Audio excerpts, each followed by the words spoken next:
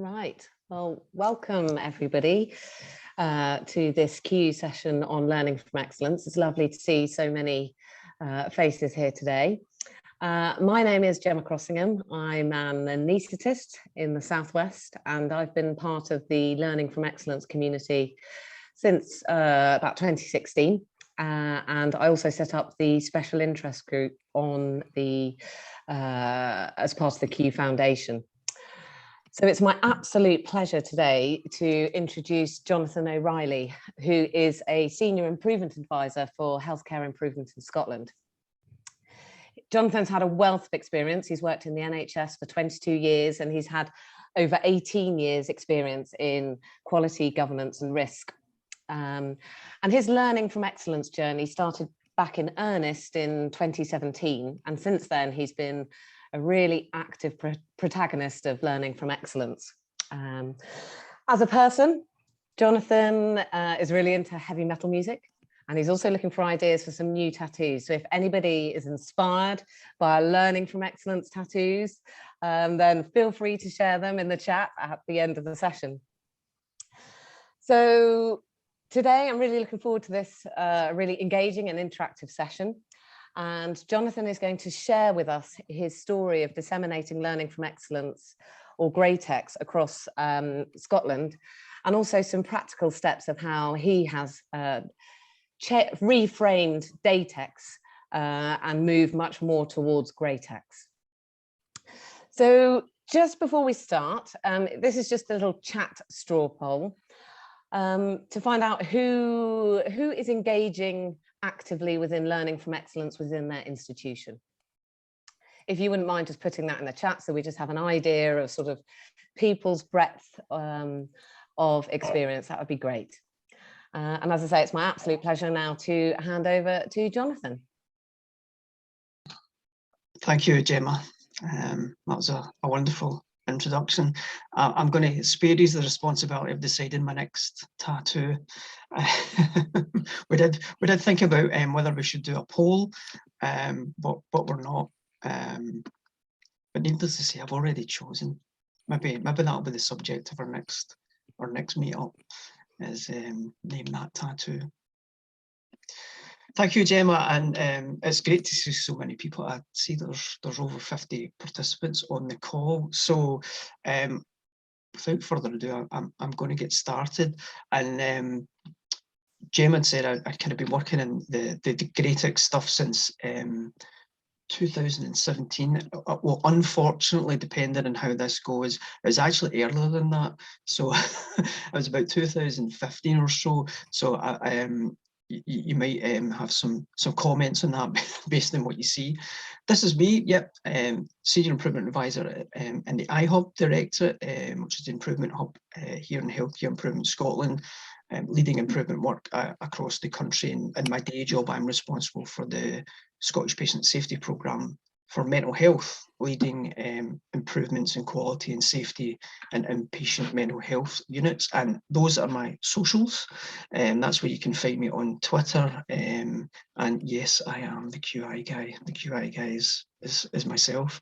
And also check out that hashtag QI Twitter. There's a few of us are trying to kind of promote that and share that. It's a great resource for kind of learning and sharing all that we do in QI.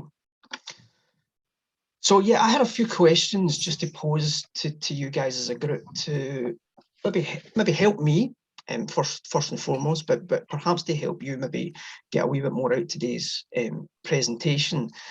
And really simple, if you're not using learning from excellence or GREATix or some kind of spotlight for what works well within your team or your director at your service, could you? And if you are using it, what is it you plan to do next?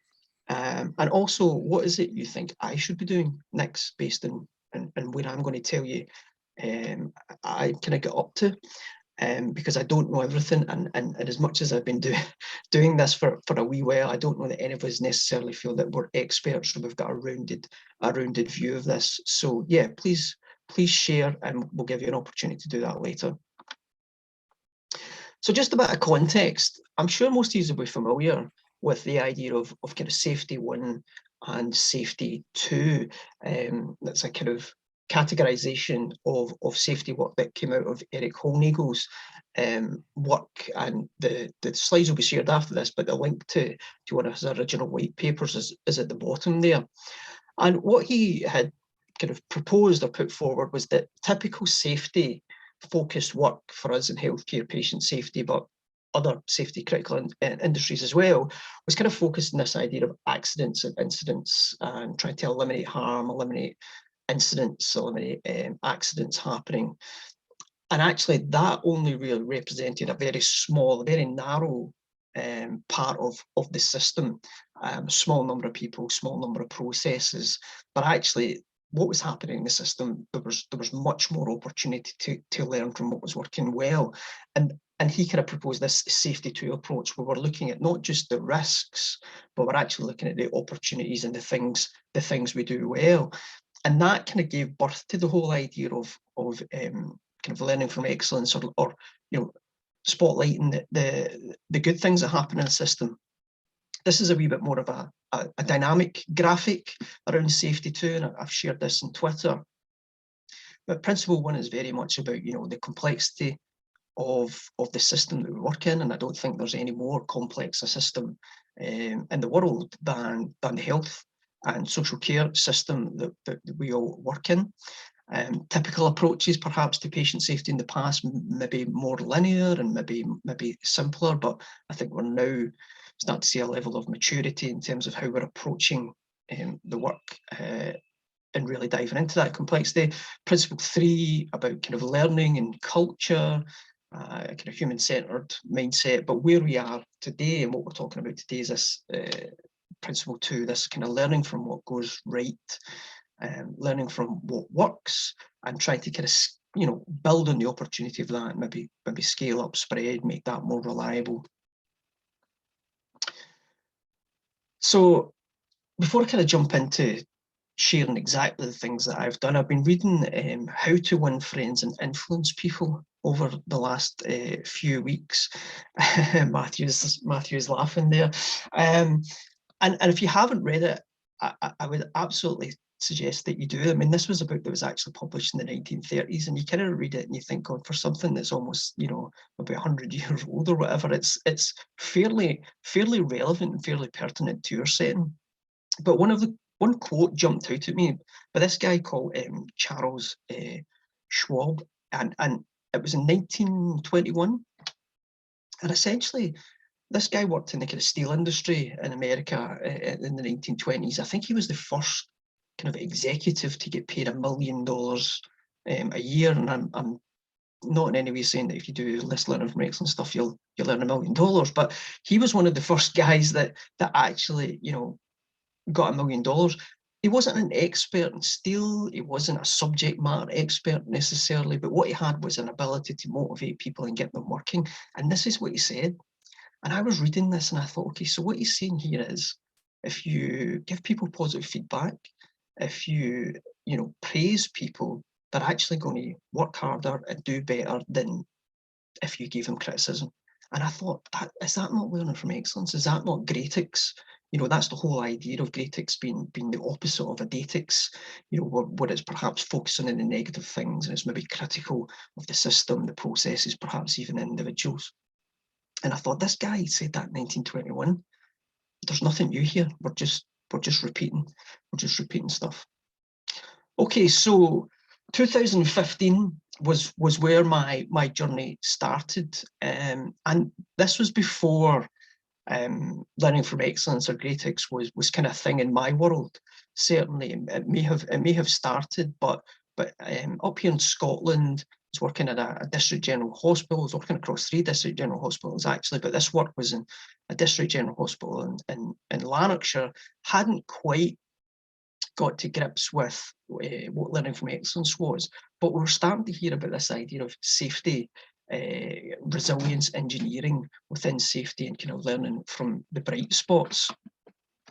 We were working in an emergency care unit, so receiving sick patients from the emergency department. We were working to reduce the deteriorating patient, so folk who were having cardiac arrest, and it was maybe avoidable. People who were not getting the sepsis, the evidence-based sepsis bundle within an hour and were developing sepsis and maybe had to be escalated for care.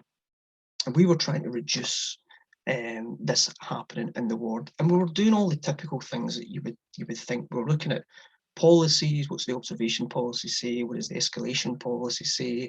And then how does practice reflect what those policies say, what the guidelines say, etc. And we were doing case note reviews of when patients had arrested, and we were kind of retrospectively trying to identify what went wrong and let's fix the bad thing. Let's fix the kind of where the performance of the system was less than great. And I was doing this work with a fabulous doctor, Dr. Callum McGregor, who may or may not be on the call. If you are, Callum, say hello in the chat.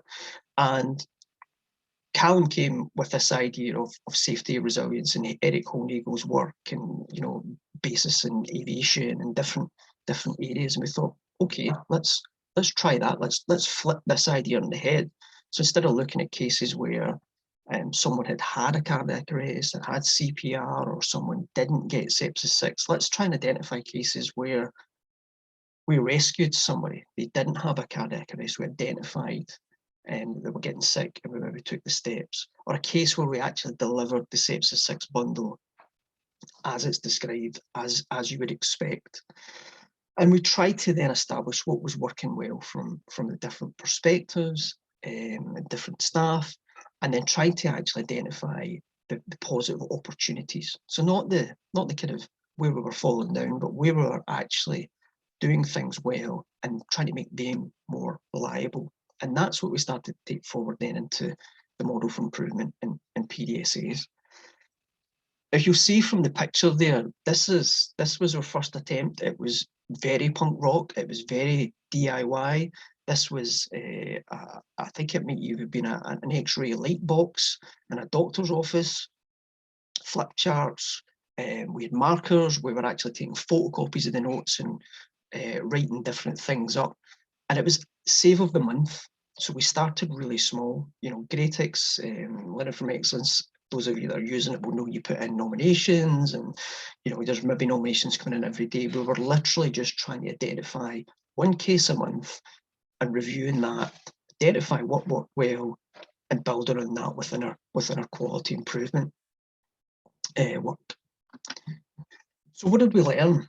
Well, you may or may not be shocked about that first point, but positive feedback helps staff morale. That kind of sounds obvious, but that wasn't necessarily why we get into it. Certainly it wasn't necessarily why I get into it. It was about identifying kind of clinical excellence. It was about identifying process excellence that we could then scale up, replicate, identify. But actually that, being able to identify where we had a really positive interaction, where we did something really well, you can't do that without necessarily calling it individual staff members and giving them positive feedback. And that had a big impact on morale, both individually and teams. There's a different perspective on the mortality and morbidity reviews. As I said, we were normally going back and looking at things that happened retrospectively. We're in that safety one headspace. There had been an incident, there had been something untoward, and we were reviewing that. And often when you started out reviewing that, you would kind of be maybe sitting there with the guidelines of the policy or the good practice statement and saying, okay, where did we deviate? Where did we go wrong? But actually, thinking about that first principle of safety too, it's much more complex than that. If it was just a case of implementing a policy or very few of us would probably have a job around quality improvement. So we looked at the complexity of the work as done, not as prescribed or not as imagined by somebody senior, but actually what was happening on the ground. And we looked at it also through the lens of not just the doctors or nurses who may be typically involved in mortality and morbidity reviews, but AHPs, pharmacists, healthcare support workers, anybody that was involved in that case. And ultimately, we were able to identify the things that went well. One of the things that we did identify was a sticker that we had developed to help healthcare support workers, junior staff in the ward, even student nurses who were taking observations, and those observations maybe indicated that a patient was becoming unwell, and this allowed them to communicate with staff, senior staff, in a very clear-cut way that this patient needed to be escalated. Now that was a hunch, an idea that might work. Through this process, tying it to those cases where we prevented folk becoming sick and unwell, we absolutely then knew this worked. This was a vital part. So we're able to take it forward. And you'll see that there's a wee link where you can read all about this work in the BMG. What this actually delivered was not just, you know, staff morale and a nice little activity for us to do, but within the context of that emergency care unit, we reduced the cardiac arrest rate by 70% in that unit, which had an impact on the hospital-wide cardiac arrest rate, which reduced it by about, I think, 50%. We had some kind of impact. It wasn't necessarily clear, but we had some kind of impact on mortality across the hospital as well. I think we went about 100 and odd days without a cardiac arrest. So we had lots of kind of quantitative measures about the impact of this work, along with a suite of other things we were doing. But one of the best things that we heard from staff around this was, they told us people used to come and want to work in the emergency care unit because they got experience of sick patients and cardiac arrests and, you know, all those things we see in Saturday night TV, hospital dramas, you know, people rushing about and all that kind of stuff. But actually, because we flipped this processes in the head, more learning from what worked well, that was no longer the case in an emergency receiving unit. That might be slightly different now, given where we are and where the health service is, but certainly back in 2015 or so, that's what was happening here. So where do we go next with this? Went to another district general hospital here in Lanarkshire, and this is where we started to come into the idea of kind of GREATix, learning from excellence. And the driver for this work was very much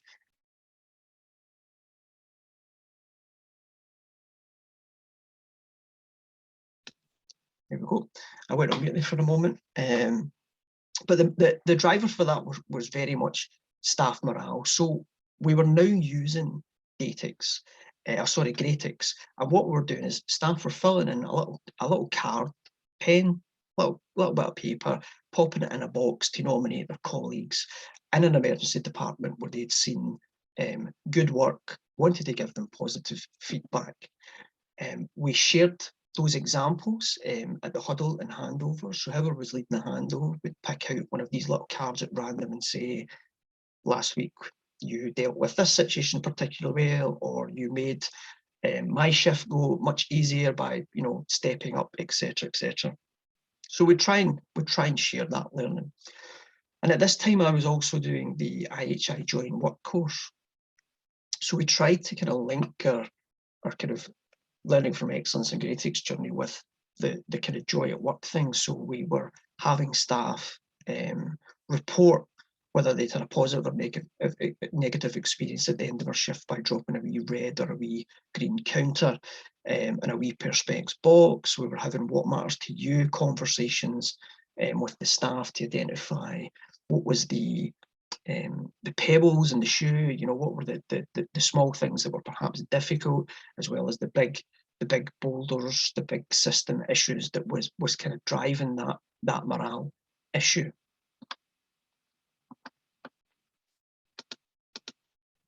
So what did we learn from this? Well, we were much more in that kind of space of GREATix and nominating each other, and staff were hesitant due to those morale issues when we'd come in and say, hey, you know, nominate your friend or give positive feedback. People were a wee bit kind of suspicious and thought it was the latest kind of management, you know, initiative to get everybody happy. So it was really important for us to be actually to triangulate everything that we were doing within the kind of patient safety space.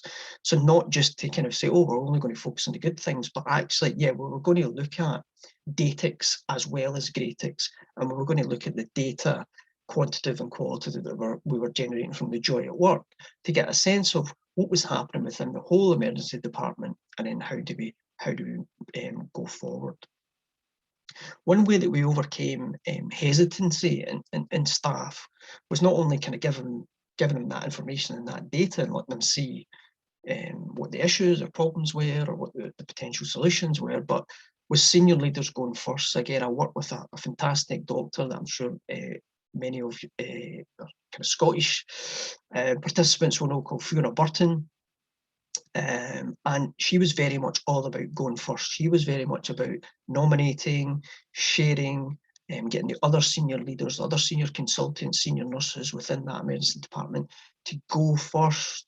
You know, trying to kind of break down the barriers between the different tribes, and then all of a sudden other staff became more comfortable doing that. So we learned very quickly that you have to get allies, you have to get friends to take you forward. Now, I left working in it was NHS Lanarkshire at the time, which is a kind of operational health board, if you want to phrase it like that. But we were also on a journey to look at how this work that we were doing could then be aligned with some of the clinical outcomes. So like the previous work, you know, what was the impact that this was having on you know, delivery of, say, sepsis 6? What was happening here on identification of sick patients, people in distress? Was this positive feedback and identifying the positive opportunities having an impact on patient experience and clinical outcomes? And perhaps if Fiona, I don't know if you're on the call, you might want to pop in the chat what happened there. So this was around about 2018, and I moved to Healthcare Improvement Scotland at that point, which is a national improvement organisation, maybe a bit akin to NHS England and Improvement. So I thought my kind of time with hands-on learning from excellence and GREATix stuff was kind of over, that my role was going to be about saying, okay, we're going to develop some kind of improvement strategy or some kind of patient safety resource, and we'll put learning from excellence in that, and say that's a secondary driver and a driver diagram, and give a nice link to the evidence. And actually that was true. So I did that both in the work that I lead in SPSP mental health, but during the pandemic we developed a new resource called the Essentials of Safe Care, which focuses on kind of 4 essentials that we think all health and social care areas should look at for delivery of safe care. So person-centred care, safe communication, leadership and culture, and kind of key clinical processes. And within that leadership and culture bundle, we'd put, you know, learning from excellence, highlighting the bright spots. So I thought that's the extent of my work now. However, late 2020, the team that I work in, the mental health improvement portfolio, which is about a team of maybe a dozen or so folk, they kind of identified that they wanted to be able to give positive feedback to their colleagues and staff in a much more kind of routine way, something that felt like it was just a way of working, you know, to say thank you and to recognise people and identify good practice. And I thought, I think I know how we could do this. I think this is GREATix. I think this is learning from excellence. And it led me down a bit of kind of journey of discovery, which actually was, you know, identifying that good practice, giving that positive feedback. It was just as important in a non-clinical context. So it wasn't necessarily just about, you know, frontline services, emergency departments, you know, ICUs, all that kind of area, but actually a back of house, you know, support team. It's really just as important. And of course, we did this during a global pandemic, where as an been muted again, we're all working from home. So it had the added benefit of actually supporting well-being during the pandemic, because we were able to give each other that positive feedback, and you'd perhaps get a nice wee email, a nice wee certificate, you know, with a colleague recognising your positive impact on the team or something that you'd done particularly well. And again, another unintended consequence of what we'd done was around recognising new starts. Say we're all working from home, so if you've joined Healthcare Improvement Scotland over the last couple of years, you've done it from your bedroom, you haven't met necessarily anybody in person, and what can be a very anxiety-inducing experience of starting work in a new organisation is kind of, you know, a factor of 10. But here's a way for us to actually say, hey, we value, we appreciate you, and you're settling in really well. So what do we collect in our GREATix? Thinking about how you do this practically, these are the questions that we ask. We want to know who you're nominating, where they work. We're now doing this across the whole organisation. So we started this work in late 2020. We were doing it within the mental health improvement team with about, say, maybe 12 to 15 people. We opened it up to our colleagues in the focus and dementia team. They work in the same unit as us, but we now have this across the whole of Healthcare Improvement Scotland. It's not just the improvement hub that I work in, but our colleagues in standards and indicators, evidence. About 300 plus staff can now interact with this. So we want to know where folk work, why are you nominating that person? Is there something about that nomination that we could all adopt? How would you categorise that nomination? Teamwork, communication, well-being, etc., etc. And you tell us your name, but you can remain anonymous.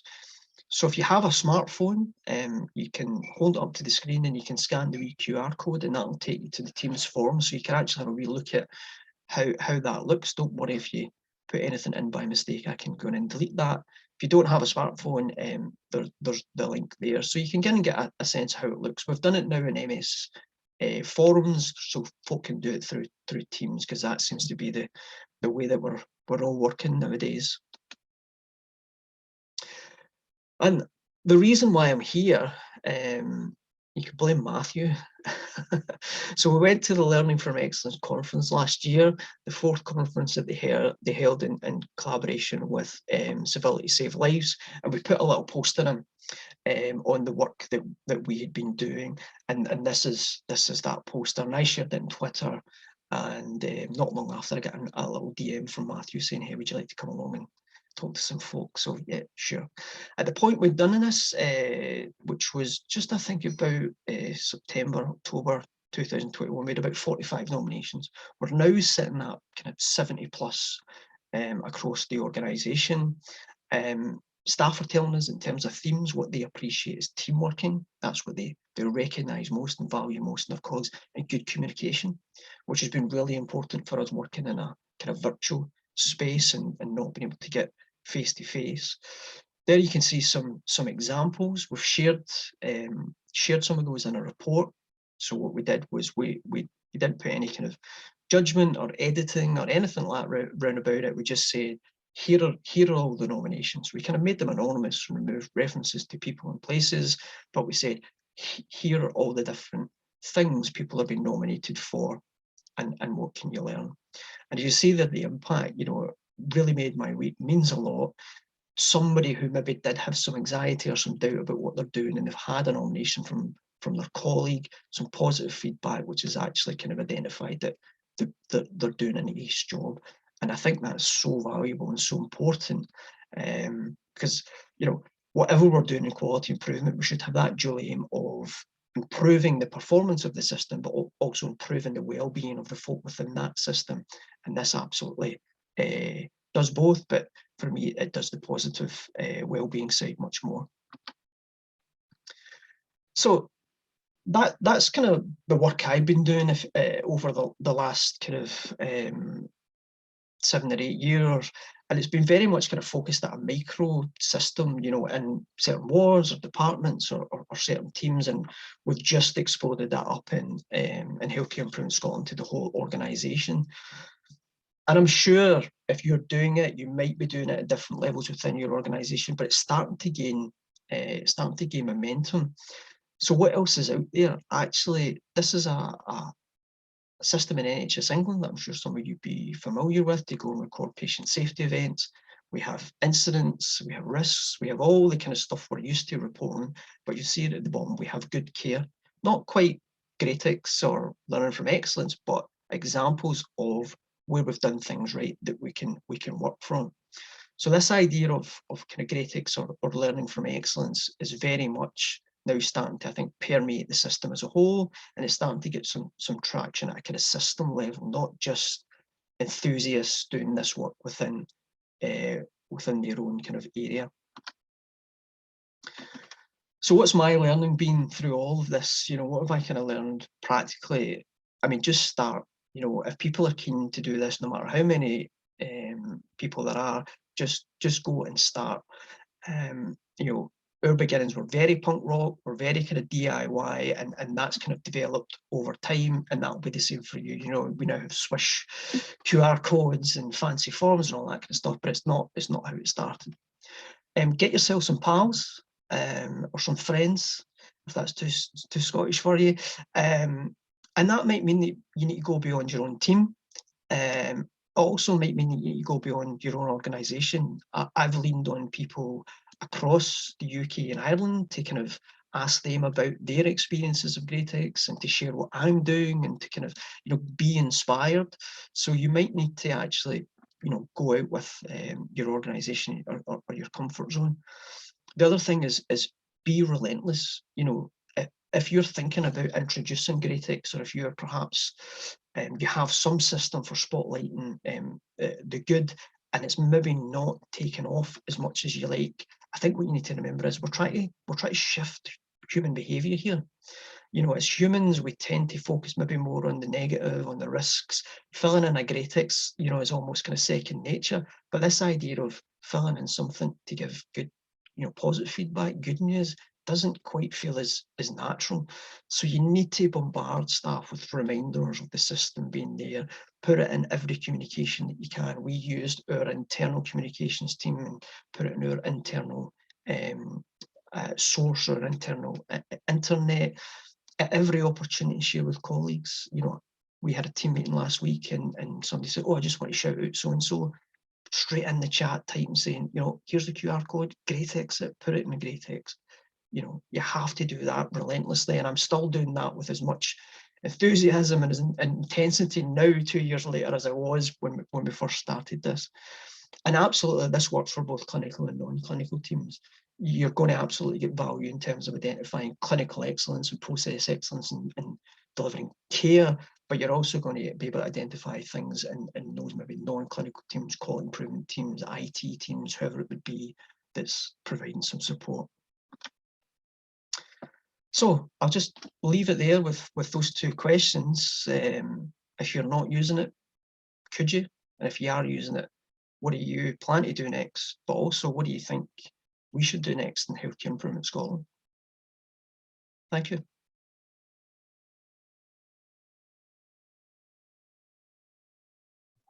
Thank you, Jonathan. Good stuff. Should we open for a Q&A maybe? Folks, if you want to ask a question, please use this the Zoom function to raise hand so that we can just make a line, establish some order into the chaos.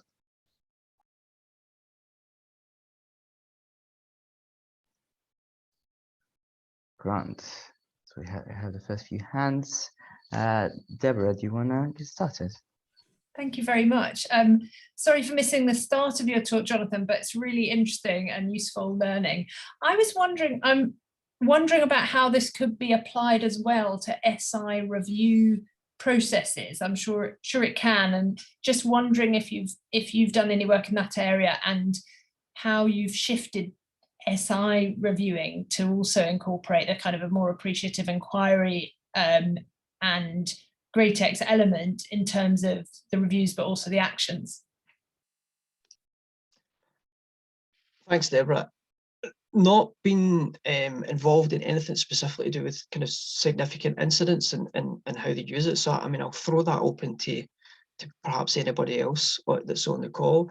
I think it does have application in theory, although I've not been involved in it. I think there is something about, you know, we were talking about before you maybe joined, the complexity of the system, and I think there is always going to be bright spots and things that work well even when you're looking at a significant incident. So I think it is about how you identify them and kind of call them out alongside perhaps some of the things that have kind of contributed to that incident.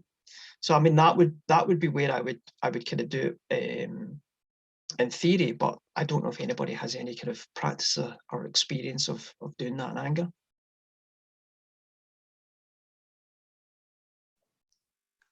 Hello, it's me.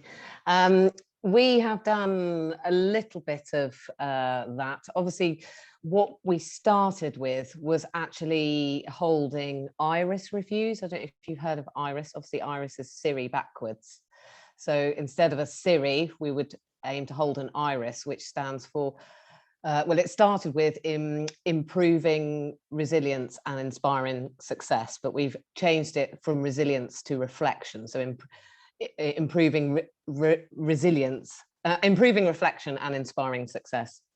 And so what we would do is if we got a number of Learning from Excellence nominations about a particular event, in my case, it tended to be clinical events, then what we would do is try and get that group together to use appreciative inquiry techniques to try and deepen our learning and understanding about the circumstances and behaviours that surrounded that. We then have tried to move that into our adverse incident process. And we have added some questions to try and encourage a more appreciative reframing. But I must say, sometimes it's just sort of done as a sort of part of the process. I think it's part of what you really need to do is embed it within the culture and emphasize the learning that can be gained from good events before, well, I feel a little bit, before we can integrate it to the adverse events, because there's such a cultural mindset that's difficult to influence. But I think it is 100% the way to go, because adverse incidents are very much focused on a poor outcome. But just because you've had a poor outcome doesn't mean the processes within that and the behaviours within that have actually been excellent. And sometimes within the nominations we've seen, we see patients recognising that they're, or even their relatives, you know, relatives may talk about their relative that died, but they're grateful for the processes and the behaviours that happened along that journey. So it is about focusing on what happens, not necessarily the outcome.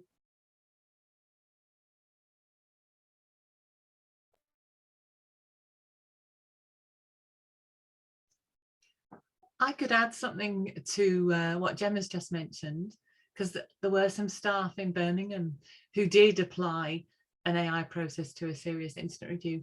I think there might be some posters on the Learning from Excellence site. So that would be one place just to check. I might be able to find something on my system, but it would take me a little while to dig through.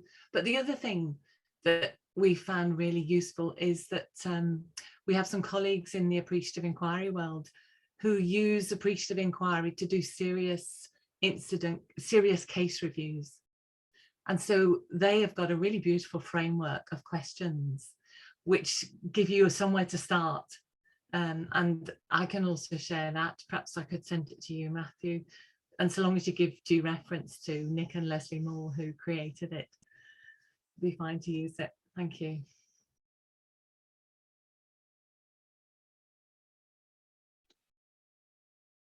I keep being muted. I don't know if somebody's got an agenda against me.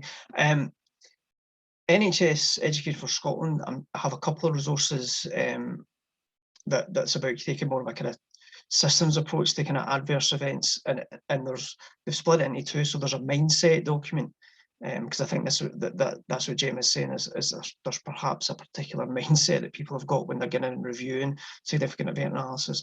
So there's a mindset document of the types of things you need to be considering to look at the totality of that event, not just necessarily the negative things, but to pull out the positive things.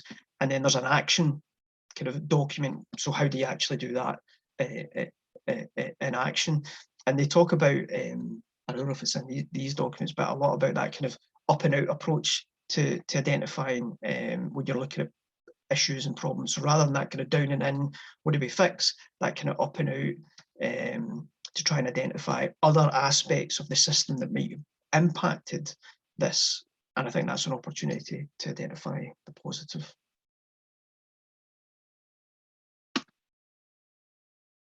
And I'll try and find those resources and we can share them with these slides.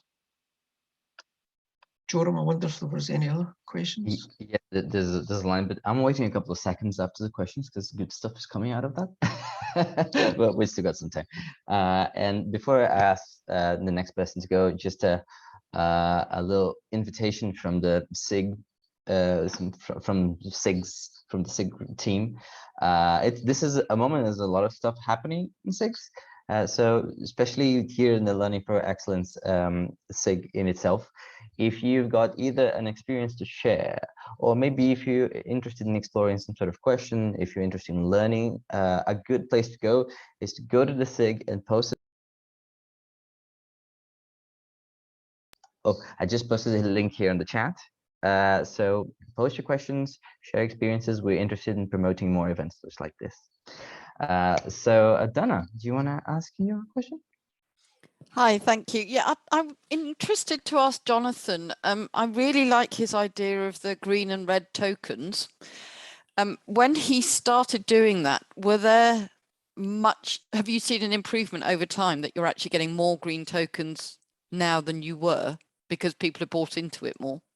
Yeah, so I believe there was just before I left Lanarkshire with that work, we did start to see things moving into a kind of more positive. I think doing that just on its own there's perhaps a little bit of caution around that, because it is quite a binary kind of method of measurement of what is a very complex thing. So we're trying to get folk to distill their shift, a 12-hour shift, into a red or a green counter. So there's a bit of caution in that and how much read into it. We were looking at other measures around kind of joy and work, if you like, that would help. So some of the qualitative feedback we were getting by having the kind of what matters to you conversations with staff, and try to do that in a structured way so that we had that to share. We were also looking at some proxy measures like staff sickness absence, and whether that rate was changing because hopefully the morale and the environment was more conducive to the well-being that I was talking about earlier as well. So we tried to look at a sweep of things and kind of make some decisions from that. That's really useful. I have to say, right at this point in time, I'm not going to use staff sickness absence because mine is through the roof. I don't know that would fly so much in 2022. Yeah. Not right now, no. But thank you very much. That's useful.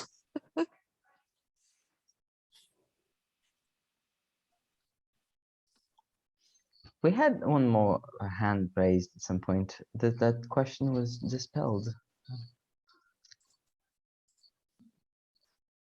Oh, there it is. Please go for it. Hi, sorry, I can't get my camera to work at the same time. I'm a consultant anaesthetist as well, and we've been using GREATix in our trust for about 3.5 years. And I think, like Jonathan, we started with sort of 30 to 40 reports, and then it's an exponential curve, and we're sort of probably up to nearly 2,000 now.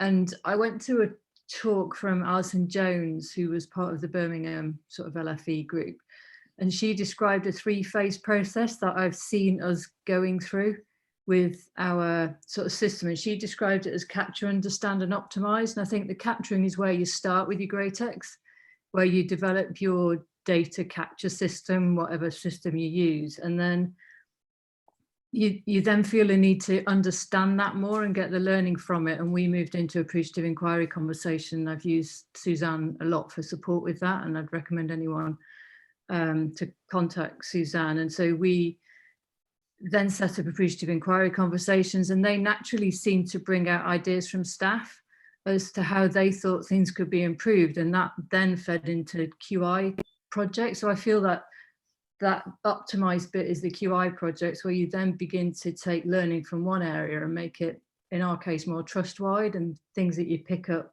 understanding one group's work has done is equally applicable to a lot of other specialty groups as well. And you just change this whole mindset that we're learning from each other, that you're using your staff's understanding of their work as done, that you empower staff to improve their own working environment and take a bit more ownership of things, and that improves your staff morale. So I think that phase that was described, I felt us going through. And I think anyone else who's setting up GREATix anticipate that that is what your trajectory is probably going to be. Thanks, thanks, Nicola. That's really interesting, because I think we're very much I would like to think we've kind of nailed the capture phase of what you described there within the work that I've been kind of leading within Healthcare Improvement Scotland, and I think we're very much now kind of turning our attentions to that kind of understand. I suppose the question back to you is, was there a kind of a limit or a critical mass of nominations staff that you started to do that, or did you kind of just, you know, jump into that understand phase once you had the capture system working? Was there a period of time that you let that in bed and then moved on, or how did you do that? I started it on my own, just as having got involved in the Learning from Excellence community, and thought this would be a really good thing to do. And I had a great IT colleague who helped set up the database. And I think I didn't really anticipate any of this happening. And then all of a sudden I found I was at 100 reports, and I'd kind of set a little plan for myself that things I was going to celebrate. And I thought, I'm going to celebrate 100 reports, I'm going to celebrate 500 reports, etc. And it got to 100 reports, and I was like, well, I must do something with this, because otherwise it's just a database we're not doing our safety 2 learning from. So I think that was my own personal thing where I thought, right, I have to do something. And then I picked up the AI conversations were a way of getting the learning out. And then I developed the AI template, and then I started developing a little network of champions, of fellow interested people who we've had AI training with them, and they go out and do AI conversations. COVID did stall a lot of it, and I'm now rewriting our LFE strategy. And I've reached a stage now, I'm looking for, you know, a band 6 LFE lead, I'm looking for admin support, we're engaging with the QI team. You know, it's sort of ballooning into something that I hope is how we take our learning. But that's fitting in with the national patient safety strategy as well, which is trying to, you know, restructure your incident learning into PSERFs and fitting in with all that.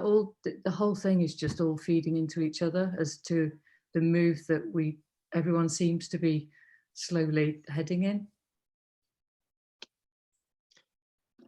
That's really interesting.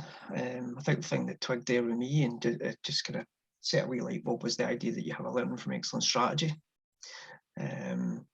You know, and actually maybe setting out what you're doing and maybe expectations. Does anybody else have any kind of strategy or some kind of guiding document like that they maybe have to communicate? Because see, I've been doing that, all this work has been very much kind of from the ground up. But I just wonder, you know, is anybody kind of meeting that with a kind of top-down approach?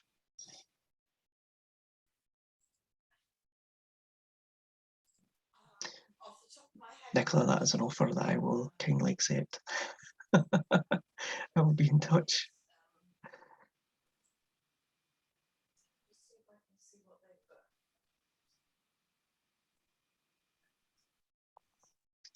Gemma, you're the chair today. I don't think you need to raise your hand.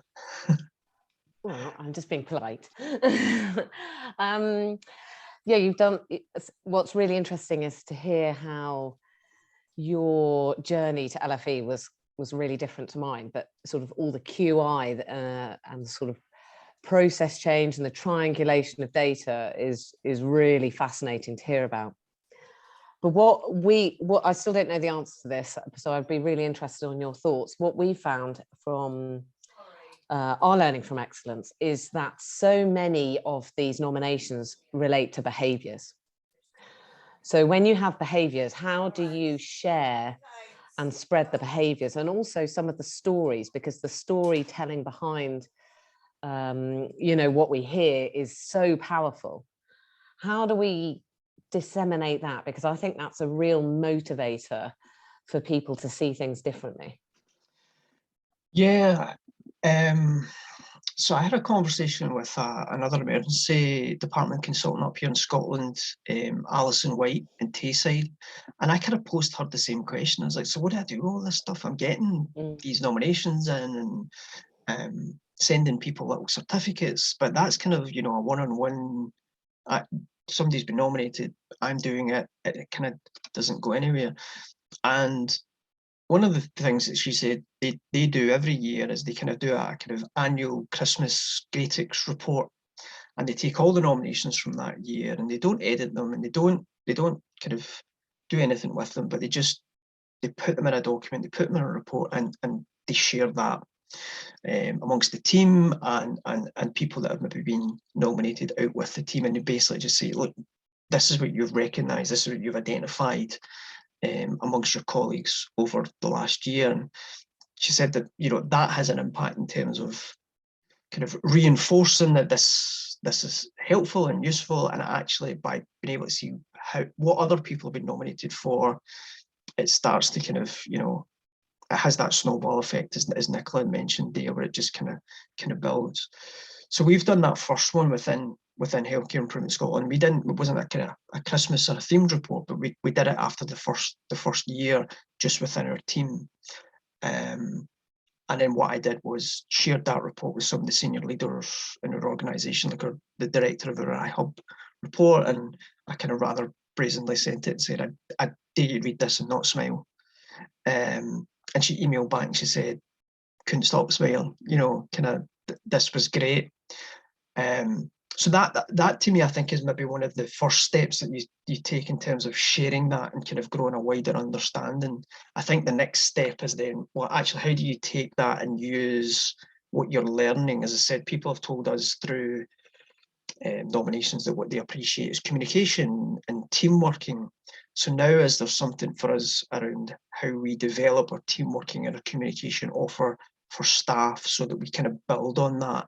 And how do we either develop or procure training around team working and communication that builds on the positive features of what folk have identified? So we're not saying we're going to do lots of communication training, but it's nothing like what folk have recognised they value, you know.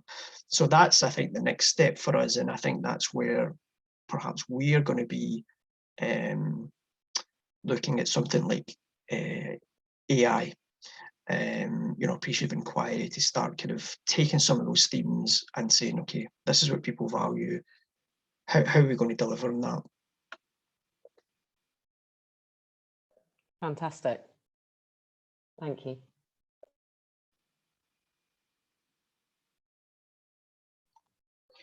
Well, folks, we got 5 minutes on the clock. Does anybody have a quick question?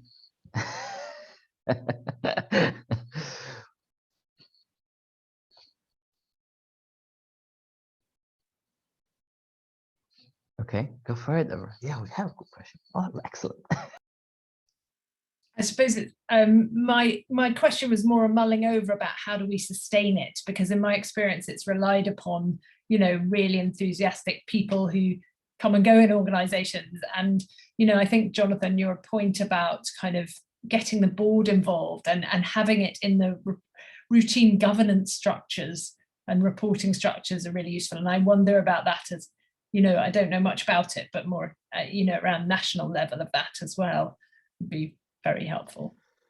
Yeah, I mean, that's a good question, and I think a reflection to share is that most of this activity that I've done, certainly within Healthcare Improvement Scotland, I've been leading it and driving it, and I certainly know that when I take my eye off the ball, because the day job doesn't happen as much, but when I do that kind of, you know, reminders or communications, all of a sudden you'll get a little flurry of activity. So I think that point I made about getting allies, getting pals, getting folk that can do this across different disciplines, maybe breaking down some of those barriers between tribes. I've got a kind of ask in. Our chief executive has a kind of you know, a staff huddle with the whole organisation and the chair of our organisation, or like that. So I've kind of said, could we talk about GREATix and that? You know, could we do that? So, you know, it's trying to raise the profile of it and have your most senior leaders kind of bought into this as a good thing, as a way of working that we do want to embed within our organisation. So I think that's really key. I mean, I think get yourself some friends and just you know, you don't ask, you don't get. I think that's, you know, that's the key approach, I think, to making it sustainable. Is just putting yourself out there and putting in front of the right people. And having a story, you know, I think that's really important as a last point, is having a story, is being able to go to those folk and say, here is a poster that's went to a conference, and here is, you know, 45 nominations and everything that people are saying. Here's the impact that it's having. You know, thinking about some of that joy and work data, is it having an impact in absence or presenteeism? Is it having an impact in positive interactions? You know, is it having an impact in whether folk are reporting that they enjoy their work, they enjoy being in the team, turnover of staff? You know, some of these metrics which are maybe proxies, but can help you tell that story with the qualitative data that GREATix would give you alongside some quantitative measures. I completely concur with you, Jonathan, there as well. So allies is key, and multidisciplinary allies. From my experience, as I say, we were lucky enough to have relationships with people within administration, management, and particularly organisational development. I can see Frances Hannon is on the call, and so sort of having us spread across a variety of disciplines gave us strength. I think IT systems, you know, as I can't remember who was describing how it just grows, it was Nicola, growing exponentially. We got to that point and it had to go electronic then because we could not sustain it by hand. The other thing, obviously, as you said, is I think Suzanne's alluded to it in the chat, is finding the hook for people. So if you're speaking to the safety director, yes, aligning learning from excellence to how it aligns to improvements within safety, psychological safety, all of those sort of things. And if you're speaking to the HR director to talk about how it can reduce sickness. And so I think there's quite a lot of hooks that you can find for learning from excellence. And then from a sustainability point of view, and it's because of all of those things, we now have a people plan for University Hospital Plymouth, and learning from excellence is a fundamental cornerstone of that people strategy. And I'm sure we could share that with anybody who's interested in having a look at our people strategy.